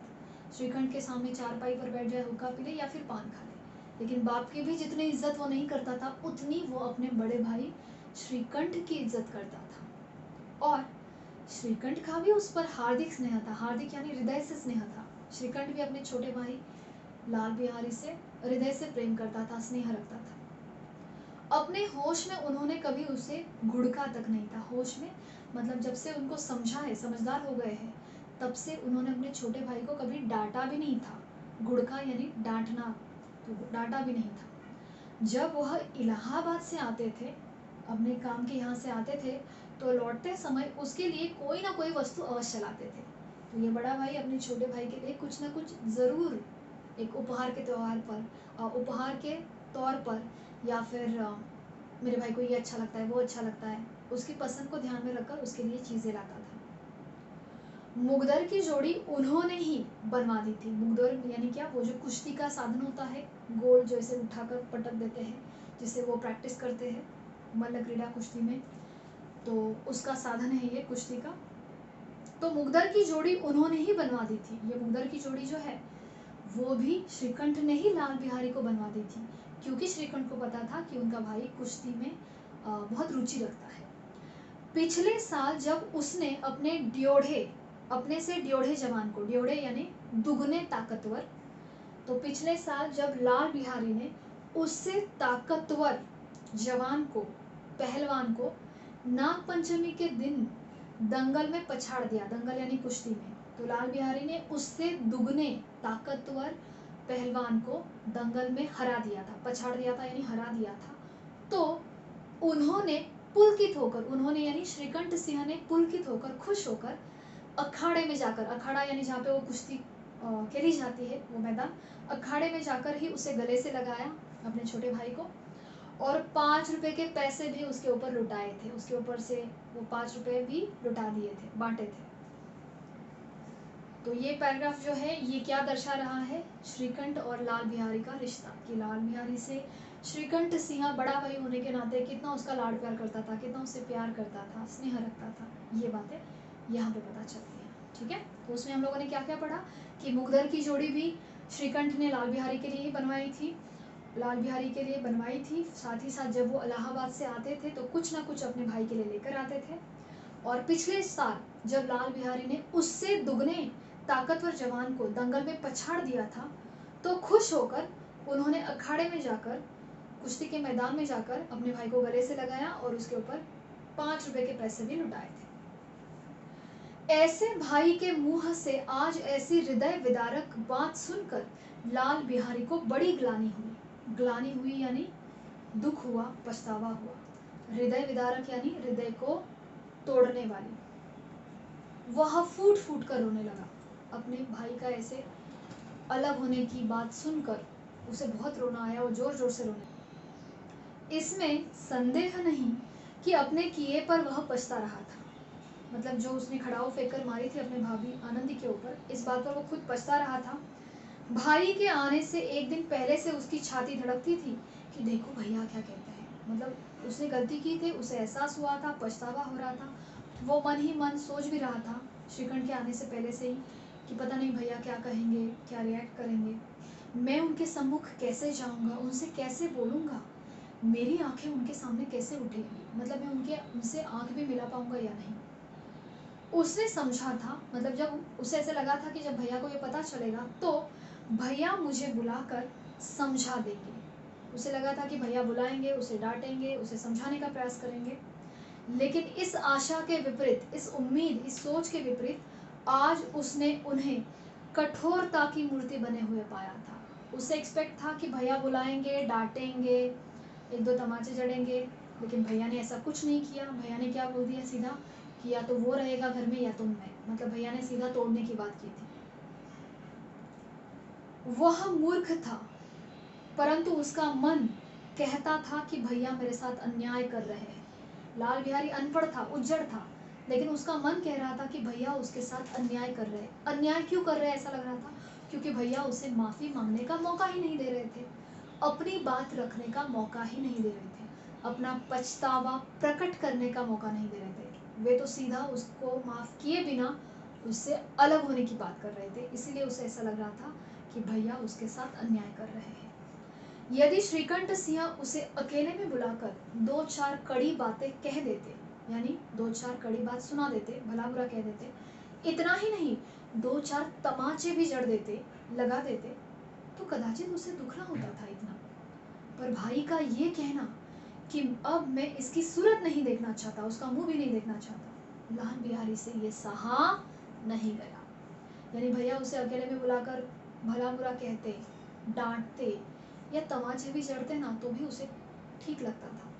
लेकिन भैया ऐसा कह रहे थे कि अब उनको लाल बिहारी का मुंह ही नहीं देखना है, तो इस तरह से एकदम रिश्ता तोड़ देना, ये लाल बिहारी को बहुत बुरा लगा, उसे सहन नहीं हुआ। वह रोता हुआ अपने कमरे में आया, कोठरी में जाकर कपड़े पहने, आंखें पोंछी, जिससे किसी को ये पता ना चले, कोई ये ना समझे कि वो रो रहा था। अपने कमरे में आया, कपड़े बदल दिए, आंखें पोंछ ली, रोना बंद कर दिया और ऐसे आंखें पोंछी कि किसी को पता ना चले कि वो रो रहा था। इसके उपरांत यानी इसके बाद वह आनंदी के द्वार पर जाकर बोला, यानी आनंदी के कमरे के चौखट पर, दरवाजे पर जाकर बोला, भाभी, भैया ने निश्चय किया है कि वे मेरे साथ इस घर में नहीं रहेंगे। तो अब लाल बिहारी आनंदी के कमरे के दरवाजे पर आया है, उससे माफ़ी मांग रहा है, पछतावा प्रकट कर रहा है कि भाभी, भैया ने निश्चय किया है कि वे मेरे साथ इस घर में नहीं रहेंगे। अब वे मेरा मुंह भी नहीं देखना चाहते, इसलिए मैं जाता हूँ। मैं ये घर छोड़कर जा रहा हूँ, उन्हें अपना फिर मुंह न दिखाऊंगा। मुझसे जो कुछ अपराध हुआ उसे क्षमा करना। और ये कहते कहते लाल बिहारी का गला भर आया, भावुक हो गया वो, उसे रोना आ रहा था। भाभी से माफ़ी मांगी। अपने भाई का इस तरह से एकदम तोड़ना उसे अच्छा नहीं लगा, दुख हुआ और वो कह देता है कि भैया मेरा मुंह नहीं देखना चाहते तो मैं नहीं दिखाऊंगा अपना मुंह में, मुझसे जो कुछ गलती हुई है मुझे माफ़ कर देना। जिस समय लाल बिहारी सिर झुकाए आनंदी के द्वार पर खड़ा था, उसी समय श्रीकंठ सिंह भी आंखें लाल किए बाहर से आया। तो जिस समय लाल बिहारी आनंदी के कमरे के दरवाजे पर खड़ा था और माफ़ी मांग रहा था, तभी बाहर से कौन आया? श्रीकंठ। और वो किससे झगड़ा करके आ रहा था? अपने पिता बेनी माधव सिंह से। आंखें लाल किए हुए थे, मतलब गुस्से में थे। भाई ने देखा, तो जब लाल बिहारी ने श्रीकंठ की ओर देखा तो घृणा से आंखें फेर ली, यानी श्रीकंठ ने उसकी तरफ देखा नहीं, उसने आंखें फेर ली, दूसरी तरफ देख लिया और कतरा कर निकल गए और नज़र बचाकर निकल गए। मतलब लाल बिहारी ने उसकी तरफ देखा, सॉरी, श्रीकंठ सिंह ने लाल बिहारी की तरफ देखा भी नहीं, उसे इग्नोर किया, मानो उसकी परछाई से दूर भागना चाहते हैं, जैसे कि वे लाल बिहारी की परछाई से भी दूर रहना चाहते हैं। मतलब इतनी नफरत वो अपने भाई के लिए दिखा रहे हैं श्रीकंठ सिंह। आनंदी ने लाल बिहारी की शिकायत तो की थी, लेकिन अब वो मन में पछता रही थी। आनंदी ने अपने पति से लाल बिहारी की शिकायत तो की थी, लेकिन अब उसे दुख हो रहा था। दुख क्यों? क्योंकि इससे ऐसा महसूस हो रहा था कि ये दोनों भाई जो इतने सालों से साथ में है, दोनों में इतना प्रेम है, आज वो एक छोटी सी घटना के कारण एक दूसरे से अलग हो रहे हैं। ये बात उसको भी दुखी कर रही थी, इसीलिए वो मन में पछता रही थी। वो स्वभाव से ही दयालु थी, वो वैसे भी समझदार लड़की थी, दयालु थी, संस्कारी थी। उसे इसका तनिक भी ध्यान नहीं था कि बात इतनी बढ़ जाएगी। उसे पता नहीं था कि बात इतनी बढ़ जाएगी और श्रीकंठ सीधा घर से अलग होने की बात करेंगे। वह मन में ही अपने पति पर झुंझला रही थी, मन ही मन वो पति पर चिढ़ रही थी कि ये इतने गर्म क्यों होते हैं, मतलब ये इतने क्रोधित क्यों हो रहे हैं, इतने तोड़ने की, परिवार से अलग होने की बात क्यों कर रहे हैं। वो भी मन यही सोच रही थी। जब उसने लाल बिहारी को दरवाजे पर खड़े यह कहते हुए सुना कि अब मैं जाता हूँ, मुझसे जो कुछ हुआ क्षमा करना, तो उसका यानी आनंदी का रहा सहा क्रोध भी पानी हो गया, खत्म हो गया और वो खुद भी रोने लगी। यानी उसको पहले से ही बुरा लग रहा था कि उसने ये बात क्यों बताई श्रीकंठ को, क्योंकि श्रीकंठ तो सीधा घर से अलग होने की बात कर रहे थे। उसे खुद को अपने पति श्रीकंठ के बर्ताव पर चिढ़ आ रही थी कि ये इतना गुस्सा होकर अलग होने की बात क्यों कर रहे हैं। और साथ ही साथ जब लाल बिहारी आनंदी के दरवाजे पर आता है, उसकी माफ़ी मांगता है और क्षमा मांगता है और घर छोड़कर जाने की बात करता है, तो आनंदी का हृदय विभर आता है, वो उसे माफ़ कर देती है, उसका गुस्सा पूरा ख़त्म हो जाता है और उसे भी रोना आ जाता है। मन का मैल धोने के लिए नयन जल से उपयुक्त तो और कोई वस्तु नहीं। मन का मैल यानी मन की मलिनता, मन का क्रोध, मन की घृणा या नफरत के भाव, ये धोने के लिए आँखों के पानी यानी नयन जल से उपयुक्त तो और कोई वस्तु नहीं। तो हमारे मन में जो एक दूसरे के प्रति गलत फहमियाँ होती है, जो नफरत के भाव होते हैं या जो क्रोध के भाव होते हैं, उन भावों को दूर करने के लिए, ख़त्म करने के लिए सबसे अच्छी वस्तु होती है, उपयुक्त वस्तु होती है आंसू। क्योंकि आंसुओं से हमारा मन, हमारा क्रोध, हमारी नफरत के भाव सब कुछ निकल जाते हैं, धुल जाते हैं आंसुओं के साथ। श्रीकंठ को देखकर आनंदी ने कहा, जी लाल बाहर खड़े बहुत रो रहे हैं, तो मैं क्या करूं? श्रीकंठ ने क्या पूछा? तो मैं क्या करूं, वो रो रहा है तो? उन्हें भीतर बुला लो, मेरी जीभ में आग लगे, मैंने कहाँ से झगड़ा उठाया। ये कौन कह रहा है? आनंदी।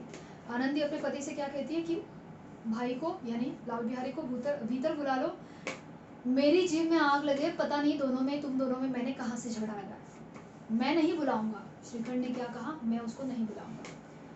पछताओगे, उन्हें बहुत पछतावा हो रहा है, ऐसा ना हो कि वो सच में चल दे। तो आनंदी अपने पति श्रीखंड को समझा रही है कि उन्हें बहुत दुख हो रहा है, वे अपने किए पर पछता रहे हैं, कहीं ऐसा ना हो कि वो सच में घर छोड़कर चले जाए, आप उनको बुलाइए। लेकिन श्रीकंठ सिंह नहीं उठे। श्रीकंठ खुद गुस्से में था, वो नहीं उठता।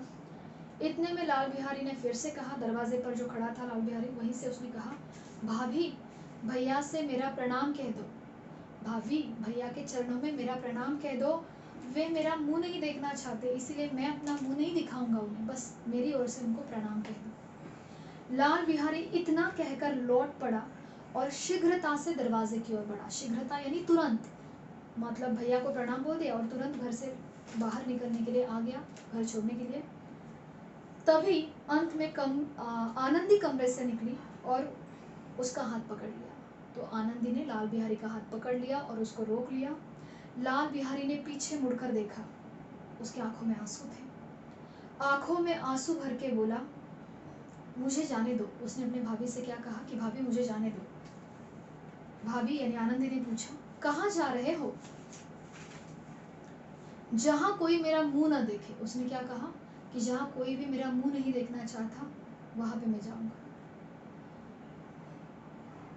मैं तुम लोगों के साथ रहने योग्य नहीं हूँ। आगे उसने क्या कहा लाल बिहारी ने कि मैं तुम लोगों के साथ रहने के योग्य नहीं हूँ, तुम्हें मेरी सौगंध, अब एक पग भी आगे ना बढ़ना। पग यानी कदम। तो आनंदी ने अपने देवर लाल बिहारी से कह दिया कि तुम्हें मेरी सौगंध है, कसम है, एक कदम भी आगे मत रखना। तो यहाँ पर लाल बिहारी इस बात पर क्या कहता है, जब तक मुझे ये ना मालूम हो जाए कि भैया का मन मेरी तरफ से साफ हो गया है, तब तक इस घर में मैं कदापि नहीं रहूँगा। मतलब जब तक भैया मुझे माफ़ नहीं करेंगे, जब तक भैया के मन में मेरे लिए प्रेम नहीं आता, मेरे लिए वो घृणा जो दिखा रहे वो नहीं जाती, तब तक मैं इस घर में नहीं रहूँगा। ये सुनकर अब श्रीकंठ का हृदय भी पिघला। अपने भाई का, लाल बिहारी का उत्तर उन्हें भी सुनाई दे रहा था और वो उत्तर सुनने के बाद उनका हृदय पिघल गया। उन्हें दया आई अपने भाई पर। उन्होंने बाहर आकर अपने भाई लाल बिहारी को गले से लगा लिया। दोनों भाई खूब फूट फूट कर रोए, जैसे उन आंसुओं के साथ दोनों के मन का मैल जो है वो भी बह रहा था। दोनों के मन की जो गलतफहमियां हैं, जो क्रोध है, जो नफरत है, वो भी बह रही थी। लाल बिहारी ने सिसकते हुए कहा, रोते हुए कहा, अब कभी मत कहिएगा कि मैं तुम्हारा मुंह न देखूंगा। इसके सिवा आप जो भी दंड दोगे मैं सहर्ष स्वीकार करूंगा। कि भैया आप कभी मत कहना कि आप मेरा मुंह नहीं देखना चाहते। इसके अलावा आप जो दंड दोगे, दंड मतलब पनिशमेंट, शिक्षा, जो भी आप दंड दोगे मुझे, मैं खुशी से स्वीकार करूंगा, लेकिन आप कभी मत कहना कि आप मेरा मुंह नहीं देखेंगे। श्रीकंठ ने कांपते हुए, श्रीकंठ का भी गला भर आया था, कांपते हुए स्वर में उन्होंने कहा, लल्लू इन बातों को बिल्कुल भूल जाओ, ईश्वर चाहेगा तो फिर ऐसा अवसर नहीं आएगा।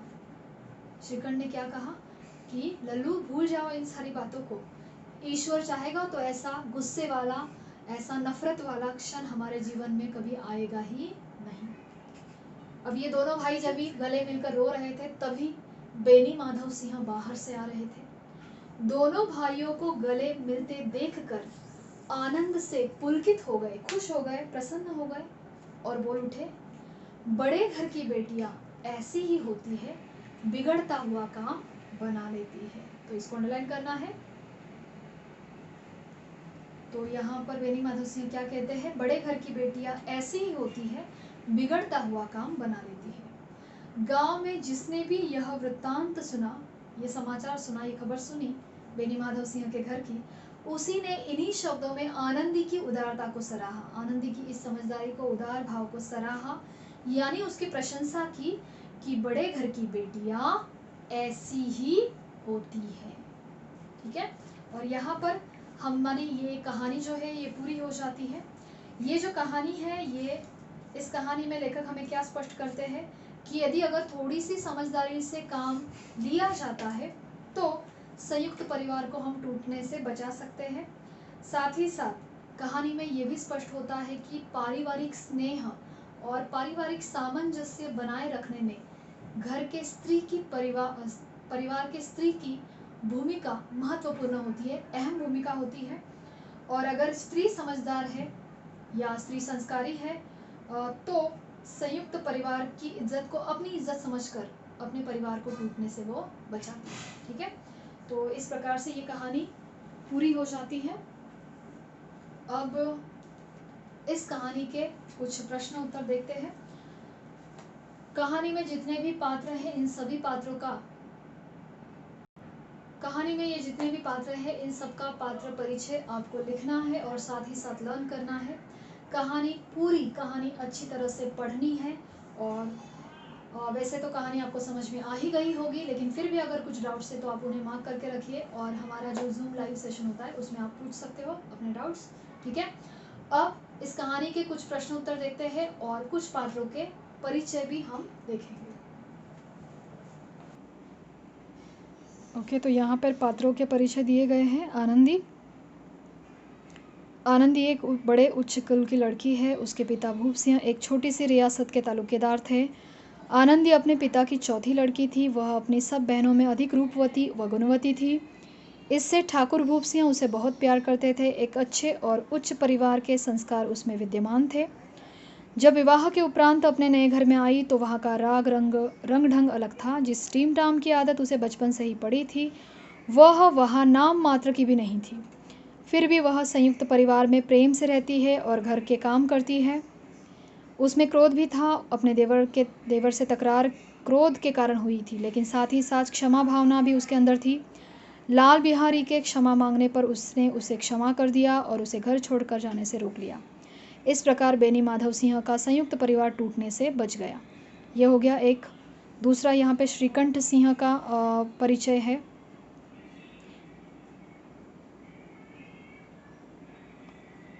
श्रीकंठ सिंह गौरीपुर गांव के जमींदार बेनी माधव सिंह के बड़े बेटे थे। उसने बीए की डिग्री प्राप्त कर ली थी और एक दफ्तर में काम करते थे। उनका शरीर निर्बल और चेहरा कांतिहीन था। अंग्रेजी की डिग्री प्राप्त कर लेने के बावजूद भी वे पाश्चात्य सभ्यता के विशेष प्रेमी न थे, बल्कि वे बहुत बड़े जोर से उसकी निंदा और तिरस्कार करते थे।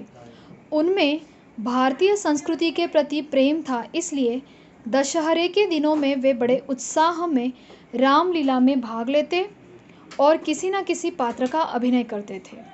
वह अपनी पत्नी और छोटे भाई से बहुत प्रेम करते थे। दूसरों के घरों के झगड़ों को सुलझाने में की योग्यता उनमें थी। वे सम्मिलित परिवार के पक्षधर थे। वह अपने पिता का बड़ा आदर करते थे। आनंदी का अपने देवर से झगड़ा हो जाने पर श्रीकंठ सिंह ने अपनी पत्नी का पक्ष लिया और घर से जाने को तैयार हो गए। अंत में जब छोटे भाई लाल बिहारी ने क्षमा मांग ली तो उन्होंने उसे गले से लगा लिया। दोनों भाइयों को गले मिलते देखकर बेनी माधव सिंह की खुशी का ठिकाना न रहा। उसके बाद यहाँ पर अगला जो परिचय है वो है लाल बिहारी सिंह का। लाल बिहारी सिंह बेनी माधव सिंह का छोटा बेटा था। वह दोहरे बदन का सजीला जवान था। उसका मुखड़ा भरा हुआ था। उसकी छाती चौड़ी थी। भैंस का 2 सेर दूध वह सवेरे उठकर पी जाता था। उसमें क्रोध अधिक था। कौन से भाव अधिक थे उसमें? क्रोध के भाव अधिक थे।